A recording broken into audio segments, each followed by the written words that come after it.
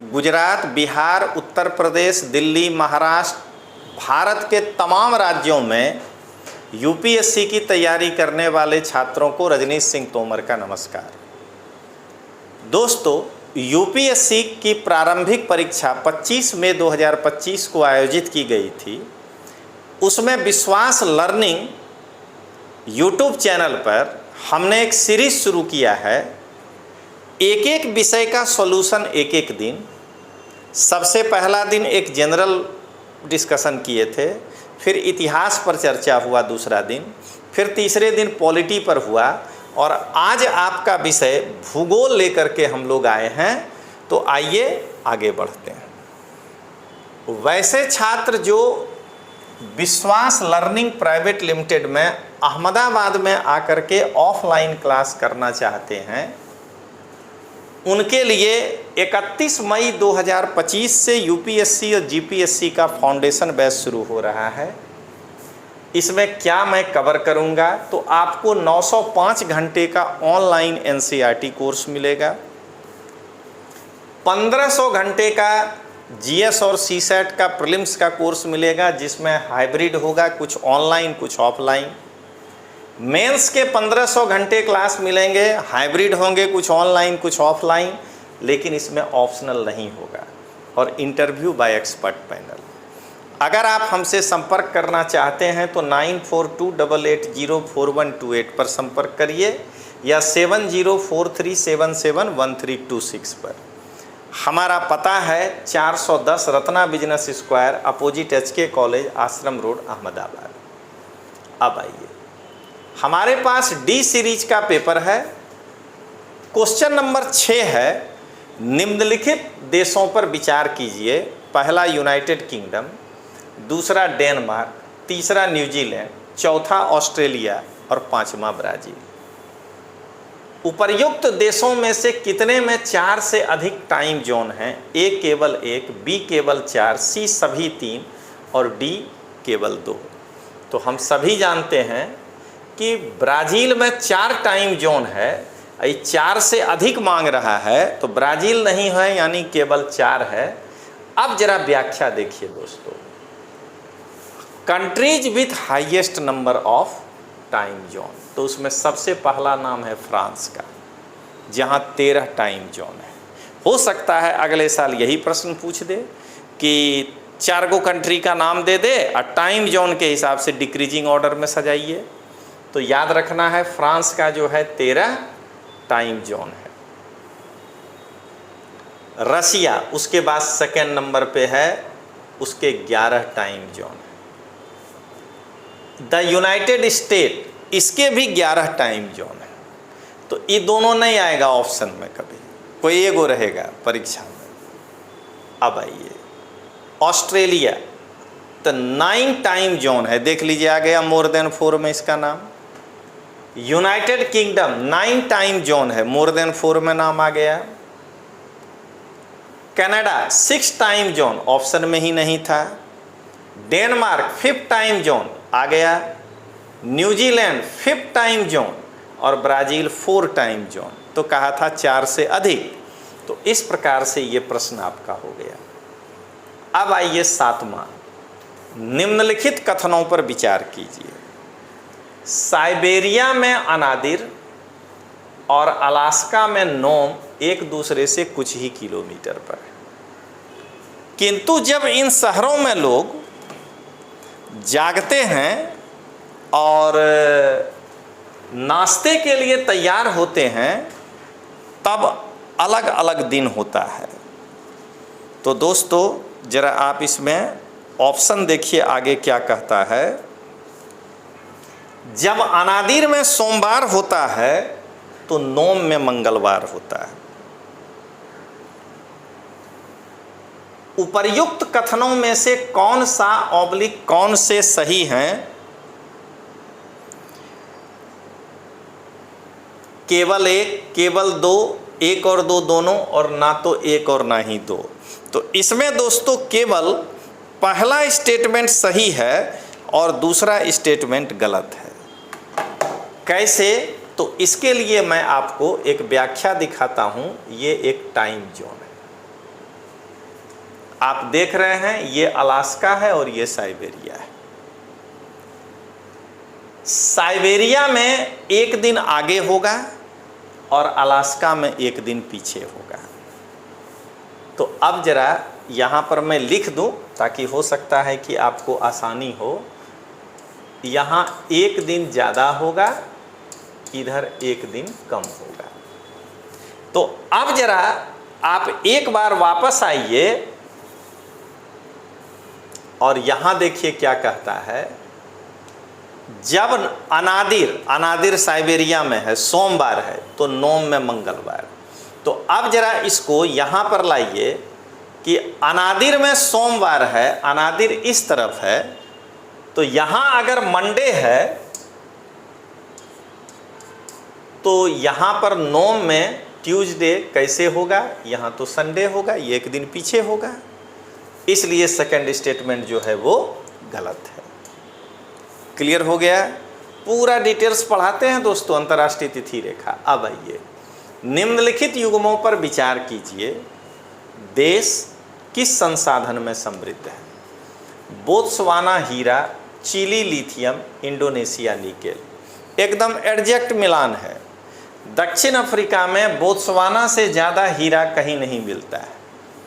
तो क्या देख रहे हैं आप? एगो सिनेमा साउथ का आया था, तो उसमें वो हीरो जो है गया तो साउथ अफ्रीका था, वो क्या कहते हैं अपने पानी के बोतल में हीरा लपेट के लेकर आया था, लेकिन हकीकत में बोत्सवाना गया था। तो उपर्युक्त में से कितनी पंक्तियों में दी गई जानकारी सही सुमेलित है? केवल एक, केवल दो, सभी तीन, किसी में नहीं। तो ये है सभी तीन, तीनों ही सही है। अब आइए दोस्तों, निम्न युग्मों पर विचार कीजिए। क्षेत्र और देश: मैलोर्का इटली, नॉर्मंडी स्पेन और सार्डिनिया फ्रांस। उपर्युक्त में से कितनी पंक्तियों में दी गई जानकारी सही सुमेलित है? केवल एक, केवल दो, सभी तीन और किसी में भी नहीं। तो एक भी जानकारी सही नहीं है।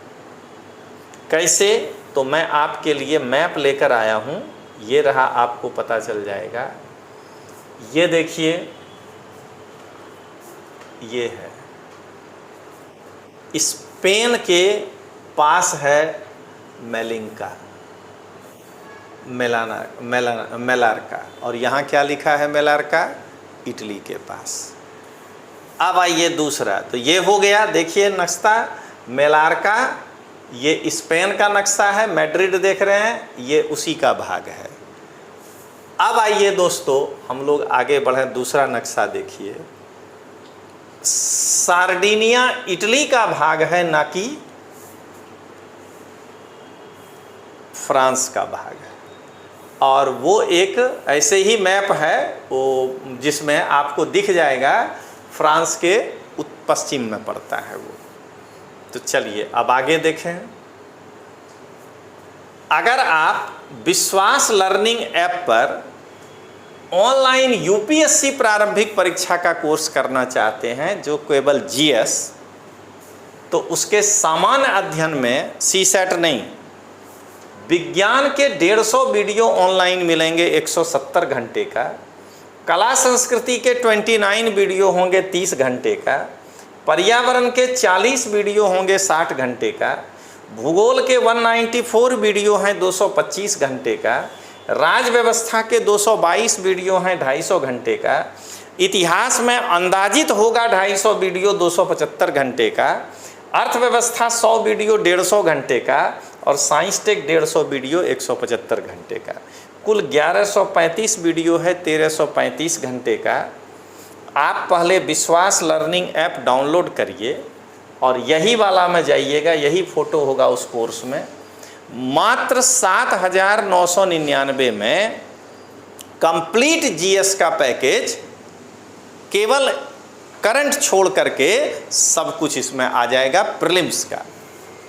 अब आइए दोस्तों, निम्नलिखित कथनों पर विचार कीजिए। कथन 1, विश्व के 2 प्रमुख एथेनॉल उत्पादक ब्राज़ील और संयुक्त राज्य अमेरिका में से संयुक्त राज्य अमेरिका की तुलना में ब्राज़ील अधिक एथेनॉल उत्पादित करता है।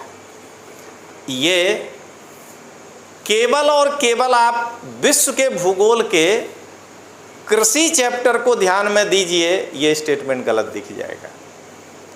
अरे भाई, जब मकई का उत्पादन यूएसए करता है और जब उसको पता चल गया कि यूएसए की मकई से एथेनॉल बना करके हम भी अपने पेट्रोल में मिला सकते हैं, तो आज के डेट में उससे ज़्यादा ब्राज़ील नहीं कर पाएगा। जहां संयुक्त राज्य अमेरिका में एथेनॉल उत्पादन के लिए प्रधान भरण सामग्री मक्का है, इसके विपरीत ब्राज़ील में एथेनॉल उत्पादन के लिए प्रधान भरण सामग्री गन्ना है। बिल्कुल, ब्राज़ील में गन्ने से एथेनॉल बनाया जाता है, तो और यूएसए में मकई से। अभी न बोले कि मक्का के उत्पादन में कौन आगे है, तो इसके हिसाब से उपर्युक्त कथनों में से निम्न में से कौन सा सही है, तो कथन 1 गलत है और कथन 2 सही है। जब मकई के उत्पादन में यूएसए आगे, तो ब्राज़ील एथेनॉल के उत्पादन में नहीं हो पाएगा। और शेरडी के उत्पादन में ब्राज़ील बहुत आगे नहीं है, इसलिए बहुत ज़्यादा एथेनॉल लें। 50% हम लिखाते हैं अपने ईंधन में, वो एथेनॉल का प्रयोग कर पाता है। 50% ईंधन तो ब्राज़ील में अभी भी पेट्रोल ही है, 50% में। अब आइए निम्नलिखित देशों पर विचार करिए: Bolivia, Brazil, Colombia, Ecuador, Paraguay, Venezuela. Andes पर्वत उपर्युक्त देशों में से कितने में से होकर गुजरती है? केवल 2, केवल 3, केवल 4, केवल 5। तो ध्यान रखना है, ब्राज़ील से नहीं गुजरती है, अब पराग्वे से नहीं गुजरती है, इसलिए ये जो है 4 है। अब इसको जरा नक्शे में देख लीजिए। ये देखिए, आपके लिए लेके आए हैं, ये देखिए अर्जेंटीना से गुजरा, देखिए चिली से गुजरा, बोलीविया से गुजरा, पराग्वे छूट गया। देखिए यहाँ पेरू से गुजरा, इक्वाडोर से गुजरा, ब्राज़ील जो है देखिए छूट गया। बस यही कहानी है। आपको मैप अगर पता हो, हम अपने क्लास में ये सब पूरा वर्ल्ड हिस्ट्री, ज्योग्राफी जब हम पढ़ाते हैं, तो कई लड़कों के मन में आता था कि सर काहे के लिए वर्ल्ड ज्योग्राफी में इतना ध्यान देते हैं। दोस्तों, 40 घंटे में केवल वर्ल्ड ज्योग्राफी पढ़ाया, और केवल और मैपिंग ही मेन है हमारा पढ़ाने का तरीका। आप अपने सामने, मैं क्लास में लड़के को कहता हूं कि मेरे सामने मैप रखो और देखो निकाल के, जो हम पढ़ाते हैं वही तुमको पढ़ना है।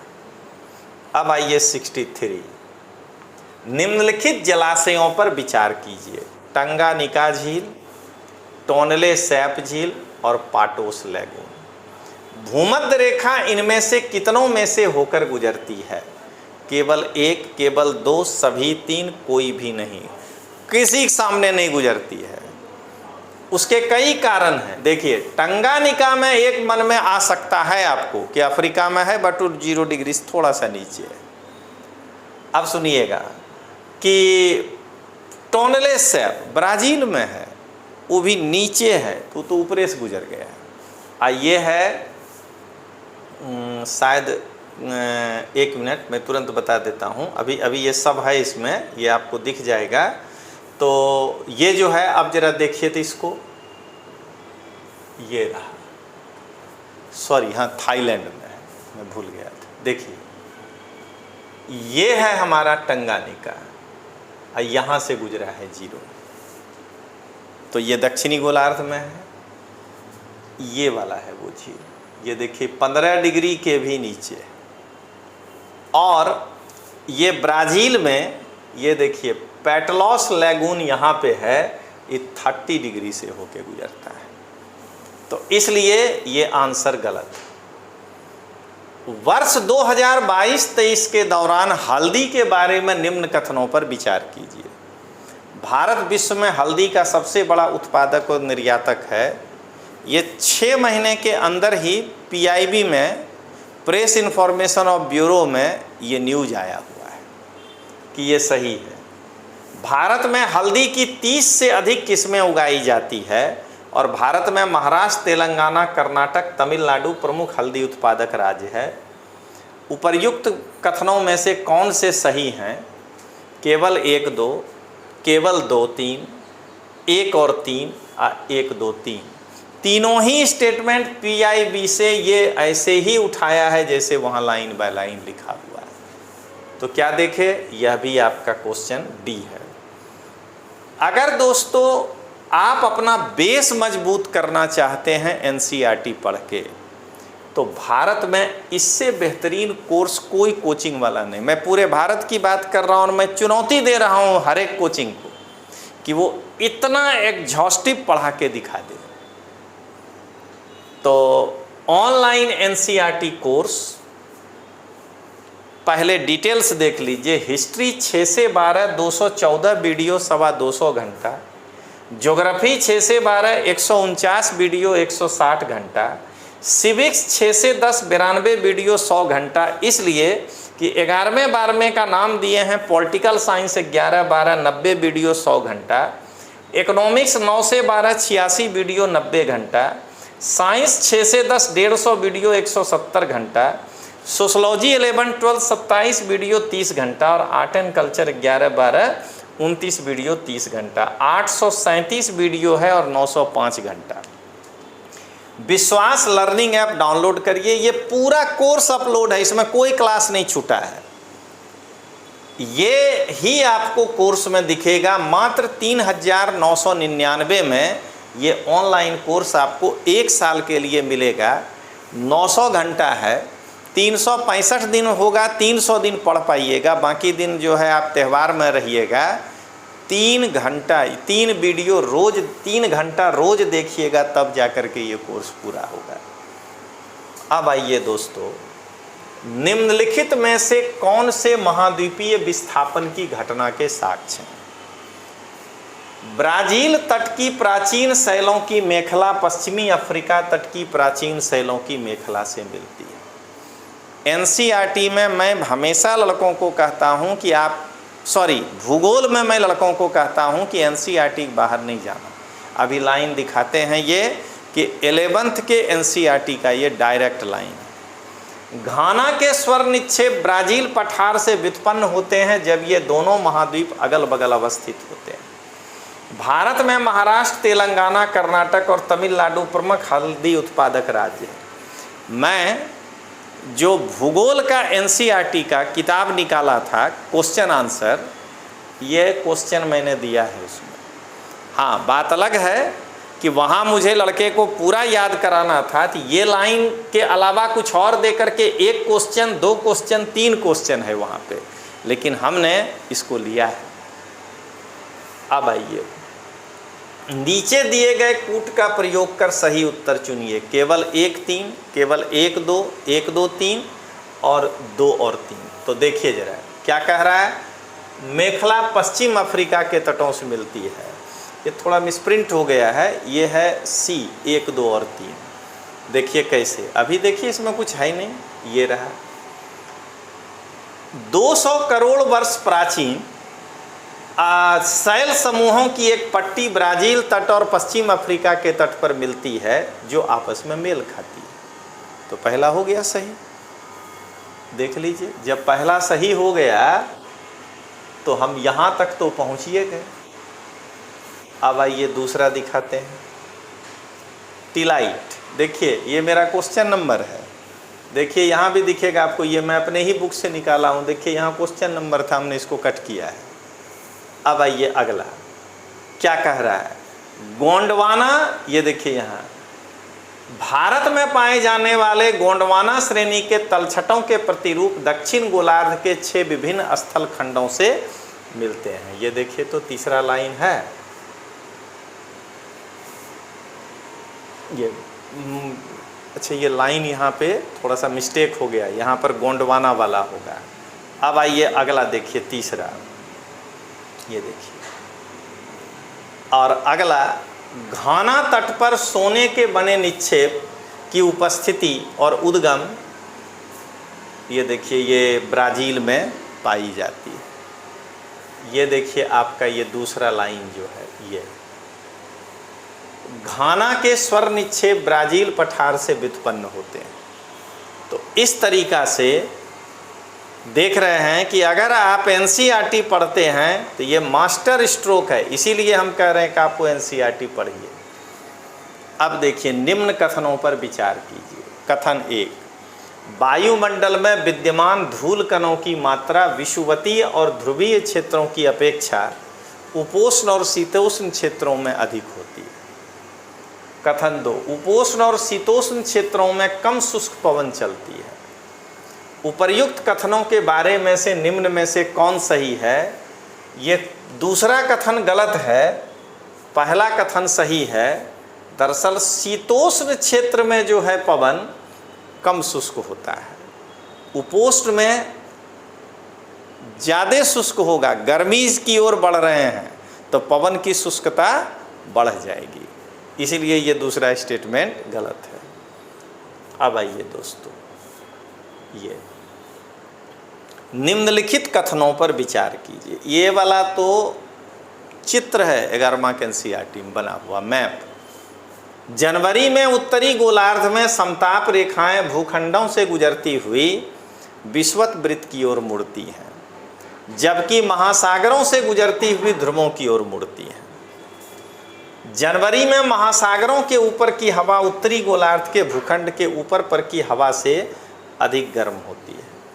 इसका आंसर है दोनों कथन सही है और सेकंड एक की व्याख्या करता है। देख लीजिए, ये जनवरी में ऐसा इसलिए होता है कि महासागर के ऊपर की हवा ज़्यादा गर्म होगी। क्यों? तो उत्तरी गोलार्ध में ज़मीन जल्दी गर्म होगा और ठंडो जल्दी होगा।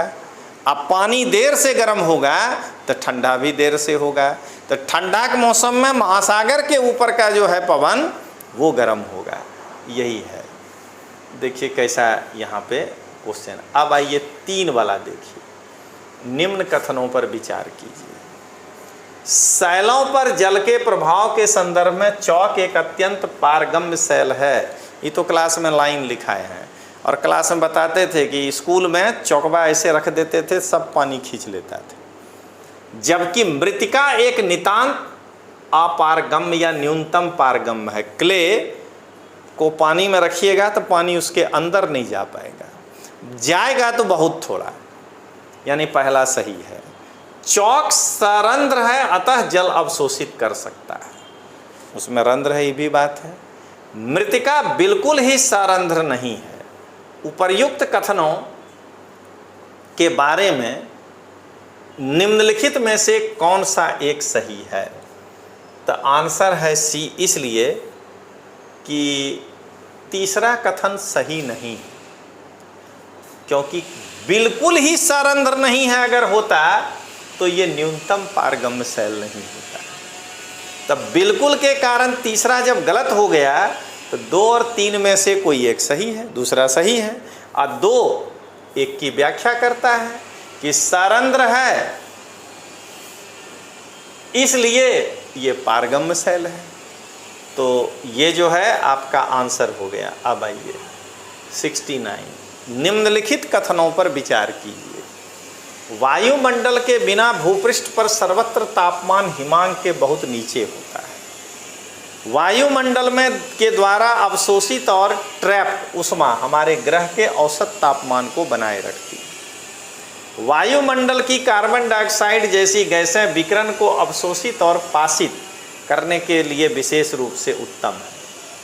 उपर्युक्त कथनों में से कौन से सही हैं? ये तीनों भौतिक भूगोल का ही कि ये है एनसीईआरटी का, तीनों स्टेटमेंट सही है। इसका आंसर होगा सी 1, 2 और 3। तो दोस्तों आज आपने देखा कि किस तरह से भूगोल के 11 से 12 सवाल हमने सॉल्व किए। अभी एक समराइज कर देते हैं। इतिहास में 17, संविधान में 13, 30, ये 10, 11, 43 क्वेश्चन यानी कि 86 मार्क का हम आपको सॉल्यूशन दिखाए। आप खुद महसूस करिए कि पेपर बहुत भारी नहीं था। ये 3 अगर आपका अच्छा होता तो आप इतने में 65 मार्क प्लस माइनस करके ले आते। अभी तो अब कितना क्वेश्चन अभी और बाकी है। तो चलिए मिलते हैं। जय हिंद, जय भारत।